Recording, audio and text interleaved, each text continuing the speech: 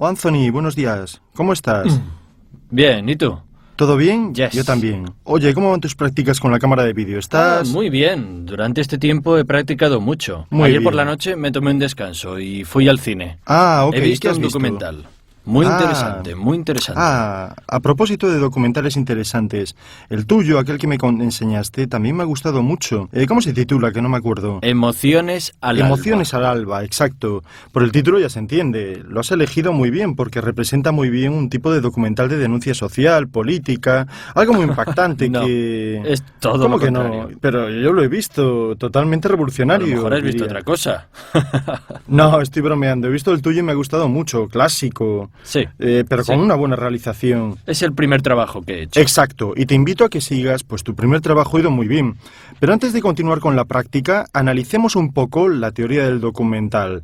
Empezaremos hablando un poco del lenguaje y también hablaremos de la historia del documental. Precisamente estaba pensando en hacer otro. Perfecto. Entonces te proporcionaré información sobre los grandes maestros de este arte, porque el documental se tiende a descuidar, incluso en estos años en los que ha vuelto a tener un gran éxito, también por el público, realmente al mismo nivel que las grandes superproducciones. El documental es básicamente el primer género cinematográfico. ¿Lo sabías? No lo sabía. Pues sí. La fecha del primer documental se remonta al 28 de diciembre de 1895, fecha en la que los hermanos Lumière organizaron la primera proyección pública cinematográfica en París. Vaya. ¿Lo has entendido? ¿Estás preparado para este viaje? Sí. ¿A través de la historia del documental? Vamos. Venid con nosotros. ¿Nosotros? ¿Quién? Nosotros, ¿eh? Ah. Entonces, Anthony, Sí. ¿cuándo tuvo lugar la primera proyección cinematográfica? A ver... ¿Puedo usar el comodín de la llamada? No, aquí dentro no hay cobertura. ¿Y el comodín del público? Aquí estamos solos. Es verdad. ¿En 1895? Exacto. Dime también el día, venga. ¿El mes fue diciembre? ¿Sí? ¿El 18? El 28. Ay, Podrías haber ganado una cámara de vídeo de 5.000 euros y no has ganado nada. Venga, veamos otra pregunta. Bueno, a ver si encontramos una interesante. Ok. Así que empecemos desde esta fecha, 28 de diciembre de 1895, porque fue la primera proyección cinematográfica, pero también fue de alguna manera el nacimiento del documental, ya que entre los diferentes filmes breves que los hermanos Lumière proyectaron, se encontraba, por ejemplo, la película La salida de la fábrica Lumière, que mostraba 50 segundos de la vida real de los obreros mientras salen de la fábrica. De hecho, se trataba de la grabación de una porción de realidad, no era cine de ficción, por lo tanto podemos decir que la intención de este género cinematográfico es representar la realidad respetando la objetividad de los hechos. Entonces, la mirada objetiva es un elemento fundamental en el documental. Verás, hablando de objetividad de los hechos, no podemos pasar sin más a la cuestión de la mirada objetiva. Es un poco más complejo porque, aunque un documental grabe la realidad, se trata en cualquier caso de un trabajo efectuado por un autor, Claro. por el director de este documental, y obviamente todo lo que se graba depende de sus decisiones, de su voluntad crítica ante los hechos que está grabando y que quiere explicar. Por eso, se trata, en cualquier caso, de una mirada que se nutre de su subjetividad, por lo que el discurso es un poco más complejo, más estructurado, aunque seguramente se puede efectuar una, digamos, contraposición entre este tipo de cine y el cine de ficción. ¿Y cuándo se utilizó por primera vez el nombre documental? Pasaron muchos años después desde esta proyección hasta que se utilizó esta denominación. La utilizó por primera vez John Grierson, que definió como documental la película Moana de Flaherty, de Robert Flaherty del año 1926, tomando como referencia probablemente la palabra francesa documentaire, que se utilizaba sobre todo para las películas sobre viajes. Pero se trata de una, digamos, fecha de nacimiento convencional.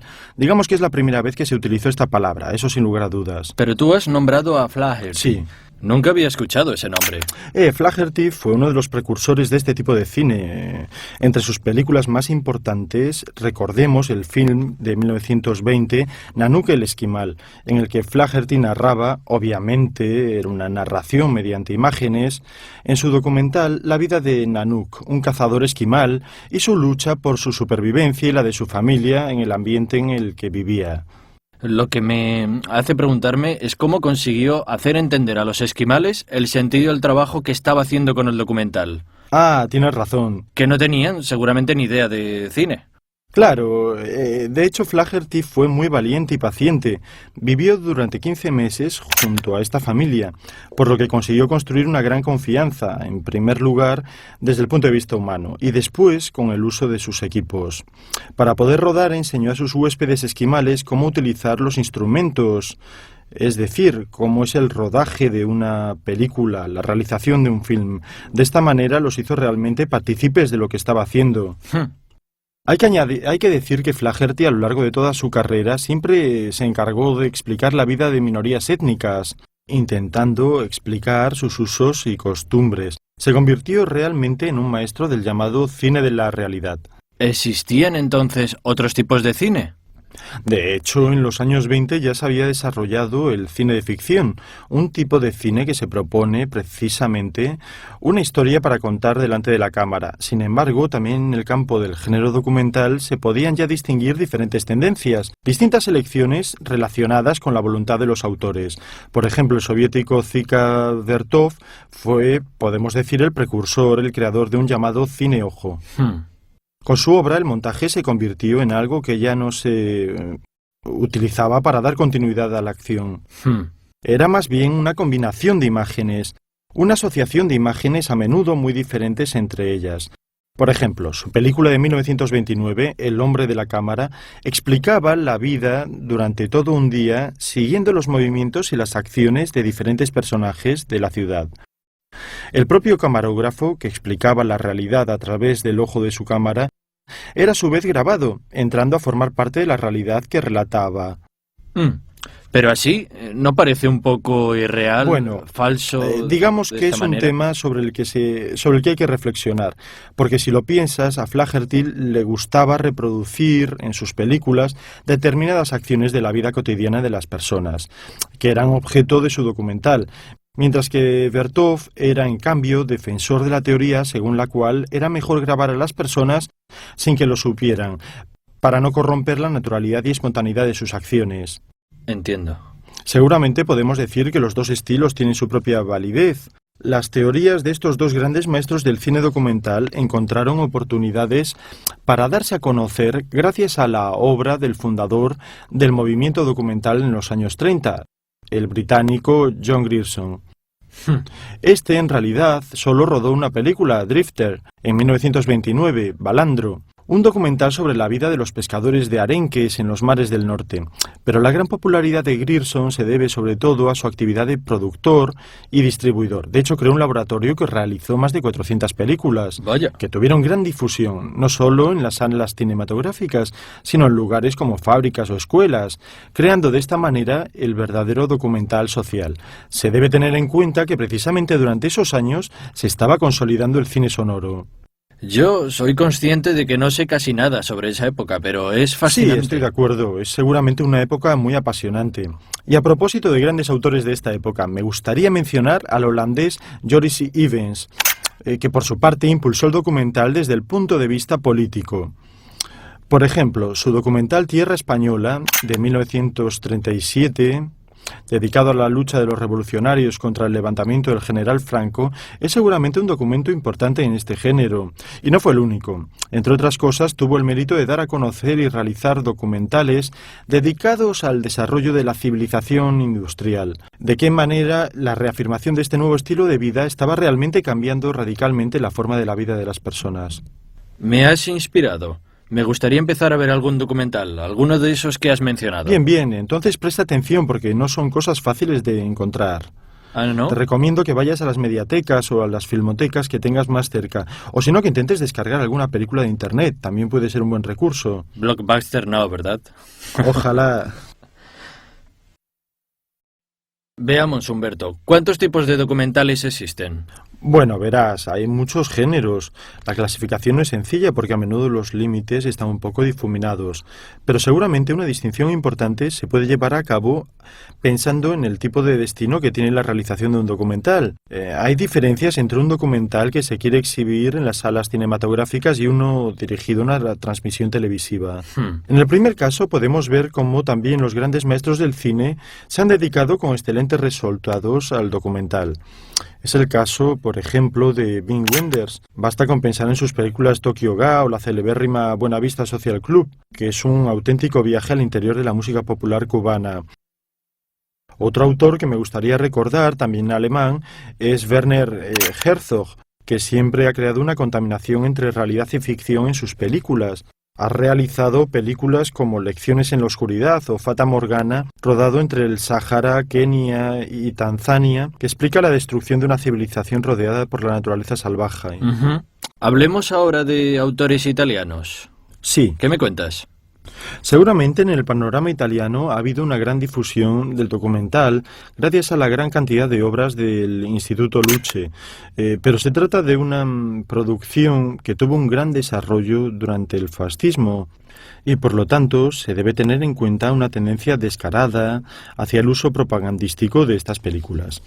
Tras la Segunda Guerra Mundial empezaron su actividad muchos de los grandes directores, de Rossellini a Visconti, de Risi a Comencini, hasta llegar a Antonioni y a Zavattini. Es necesario recordar, en el ámbito de la producción documental, los importantes documentales realizados por Luciano Hemmer sobre los grandes pintores, o los de Folco Quilici, dedicados a los viajes por países exóticos y lejanos. Además, en los años 60 y 70 hubo una importante serie de trabajos sobre el redescubrimiento de las tradiciones culturales por parte de Vittorio De Seta. Tampoco podemos olvidar a Ermanno Olmi, que tomó un camino diferente, realizando películas con actores no profesionales para poder explicar la realidad de una determinada situación, utilizando una puesta en escena auténtica. De este tipo de cine es emblemática su obra maestra El árbol de los zuecos. Eres una fuente de información. A tu disposición.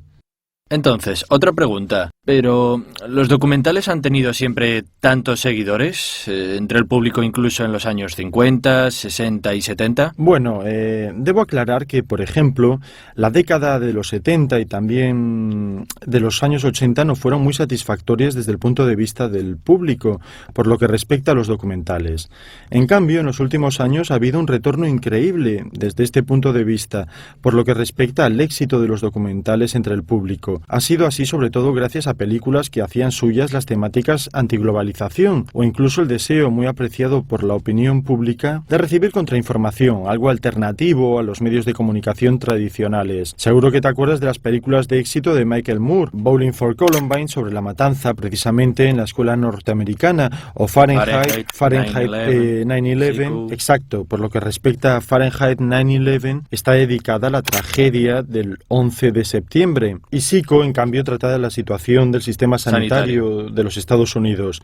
En cierto sentido hay que decir que Michael Moore es la punta de un iceberg, porque hay muchas otras películas de gran éxito y de este género. Basta pensar en The Corporation o, centrándonos más en la cuestión medioambiental, en la degradación de nuestro sistema, de nuestro ecosistema. La película de Al Gore, Una verdad incómoda, tuvo un gran impacto. Ganó un Oscar. Exacto, pero no es necesario pensar que el éxito de los documentales se ha limitado a estas películas de temática social, de denuncia, en cierto sentido políticas. Por ejemplo, la película francesa Ser y tener de Nicolas Philibert, que representa la vida de un maestro rural de Francia, tuvo un gran éxito entre el público y seguramente en este caso no se puede hablar de una película de denuncia. Y no podemos olvidarnos de un gran clásico del género documental, el documental sobre la naturaleza. Seguro que recuerdas el éxito de películas como La marcha de los pingüinos o Nómadas del viento. Sí. También es muy interesante. Podemos hablar un poco sobre esto después, sobre el género naturalista. Claro. Con un poco más de profundidad. Rápidamente profundizaremos. Bien. Bueno, Humberto, por documental de naturaleza entendemos aquel que trata sobre animales, ¿no? Bueno, pueden definirse de esta manera. En sentido más general podemos incluir en el documental natural todo lo que se refiere a la observación de fenómenos relacionados con la flora y la fauna de nuestro planeta. Obviamente se puede tratar de ver el comportamiento de los animales o las leyes precisamente que regulan el mundo animal, pero también la observación de la naturaleza salvaje y sin contaminar. Es el caso, por ejemplo, de las películas realizadas a partir de los años 70 por la sociedad británica National Geographic. Tipo Redes, por ejemplo. Sí, Redes, en realidad, es un programa que, aunque tiene películas de este tipo, es principalmente de ámbito y de corte más científico. Sí, Por lo es tanto, se cierto. dedica a temas como la arqueología, la Es verdad. astronomía, la biología, la medicina, acerca de los cuales el público tiene seguramente un conocimiento bastante limitado y por lo tanto estimula más la curiosidad. Sí, algunas veces he visto algunos programas tipo Cuarto Milenio, por Ah, ejemplo. Cuarto Milenio. Sí, Cuarto Milenio es un programa muy interesante, que además del corte científico tiene también esta característica de indagar en los misterios. Trata de las cosas que pueden despertar aún más la curiosidad del Es verdad. espectador. Hay otro documental del que te quiero hablar, que tiene una gran difusión y que empieza a ser digno de festival, porque los festivales de cine desde siempre han estado abiertos a los documentales. No hablo obviamente solo de los grandes festivales como Venecia, Berlín o Cannes, por ejemplo. Hay muchos otros festivales que podemos denominar menores, que se están abriendo a los documentales de viajes, que es el tipo de documental del que te quería hablar ahora. Seguramente has visto programas del estilo de La Ruta de Samarcanda, Sí, claro. o Paraísos Cercanos, o Españoles por el Mundo. Se ha desarrollado una tendencia peculiar por lo que respecta a los documentales de viajes.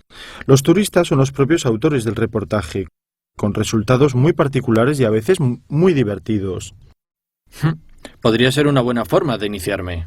Muy bien, seguramente es una oportunidad bastante sencilla porque sin duda es más complicado ponerse a realizar documentales de otro género, mientras que de viaje más o menos vamos todos, por lo que si haces un viaje interesante y lo explicas de una forma atractiva quizás tengas éxito en este tipo de documentales. Un poco de experiencia ya tengo con la road movie que hice. Exacto, quiero verla, ¿vale? Otra cosa que no quiero olvidar son los documentales de tipo histórico, de los que todavía no hemos hablado. ¿Alguna vez has visto algún programa? Sí, historia del siglo XX Sí. o los documentales del canal Historia. Perfecto, muy bien.